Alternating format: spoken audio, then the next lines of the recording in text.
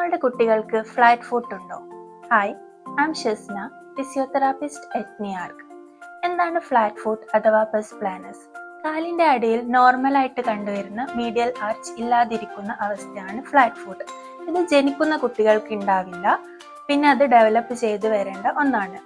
Flat foot കാരണം എന്തെല്ലാം പ്രശ്നങ്ങളാണ് ഉണ്ടാവുക? മിക്ക കുട്ടികളിലും ഇത് വലിയ പ്രശ്നങ്ങളൊന്നും ഉണ്ടാക്കില്ലെങ്കിലും ചില റെഡ് ഫ്ലാഗ്സ് നമ്മൾ ശ്രദ്ധിക്കേണ്ടതുണ്ട്. ഫ്ലാറ്റ് ഫുട്ട് എപ്പോഴാണ് ശ്രദ്ധിക്കേണ്ടത്? 1. 2 കാലുകളിലല്ലാതെ ഒരു കാലിൽ മാത്രം കാണപ്പെടുന്നുവെങ്കിൽ. 2. കുട്ടിക്ക് ആങ്കിൾ അല്ലെങ്കിൽ ഫുട്ട് പെയിൻ അനുഭവപ്പെടുന്നുണ്ടെങ്കിൽ. 3. കുട്ടി കളിക്കുമ്പോഴോ നടക്കുമ്പോഴോ പെട്ടെന്ന് ക്ഷീണിക്കുകയോ വീഴാൻ പോവുകയോ ചെയ്യുന്നുണ്ടെങ്കിൽ. 4. 7 വയസ്സ് കഴിഞ്ഞിട്ടും ഇത് പെർസിസ്റ്റ് ചെയ്യുന്നുണ്ടെങ്കിൽ. ഇത് ശ്രദ്ധിച്ചില്ലെങ്കിൽ ഭാവിയിൽ നീ പെയിൻ, ബാക്ക് പെയിൻ പോലുള്ള പ്രശ്നങ്ങളിലേക്ക് നയിച്ചേക്കാം. ഫ്ലാറ്റ് ഫുട്ട് എങ്ങനെയാണ് മാനേജ് ചെയ്യേണ്ടത്? കുട്ടികളിലെ ഫിസിക്കൽ ആക്ടിവിറ്റി കൂട്ടാം.